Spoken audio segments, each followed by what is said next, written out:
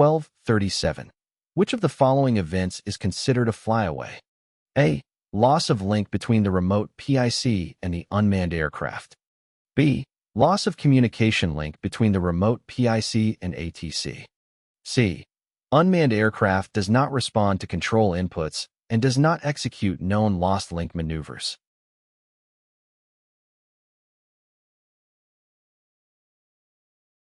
The correct answer is C.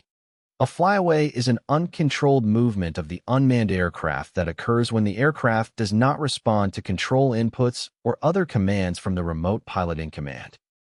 1238. What action should be taken by the remote PIC during a sUAS flyaway event? A. Immediately notify the NTSB. B. Immediately notify any/all crew members, bystanders, and ATC, if applicable. C.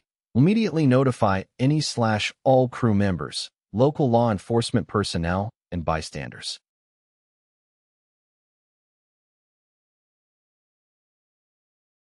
The correct answer is B. This will help to ensure safety of people and property in the area, and also to prevent any potential conflicts with manned aircraft in the airspace. During a sUAS flyaway event, the remote PIC should immediately notify any/all crew members, bystanders, and ATC, if applicable, to prevent the unmanned aircraft from causing harm or damage to people, property, or other aircraft. Notifying the NTSB is not necessary during the event, but the remote PIC may be required to submit an incident report to the NTSB afterward if the event resulted in injury or damage.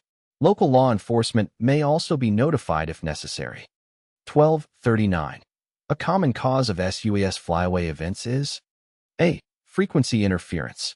B. Loss of GPS signals. C. Persons standing close to the control station antenna.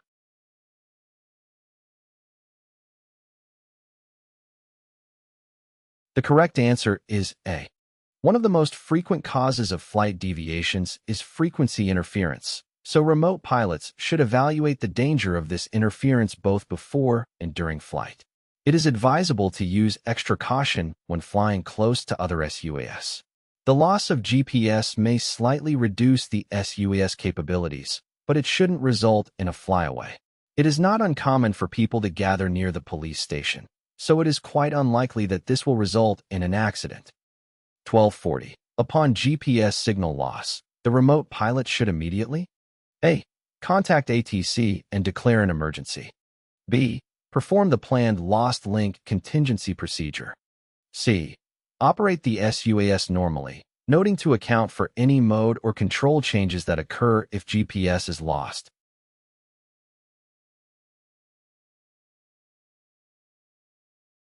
The correct answer is C. If GPS signals are weak or lost, the majority of unmanned aerial systems are built to fly normally with no effect on features or controllability.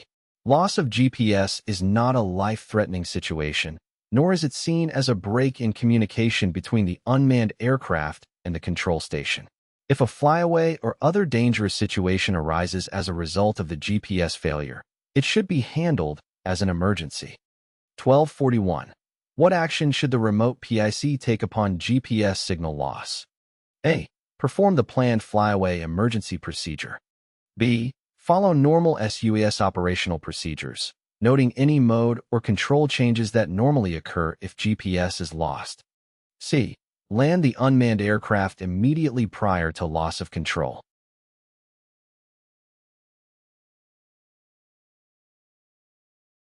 The correct answer is B. In the event that GPS signals are torn or degraded, the majority of SDJs are designed to fly normally with no effect on features or controllability. Loss of GPS does not constitute an emergency, constitute a flyaway situation, or necessitate the termination of sUAS operations, unless otherwise specified by the manufacturer. If a flyaway or other hazardous situation does occur as a result of the GPS failure, it should be handled as an emergency.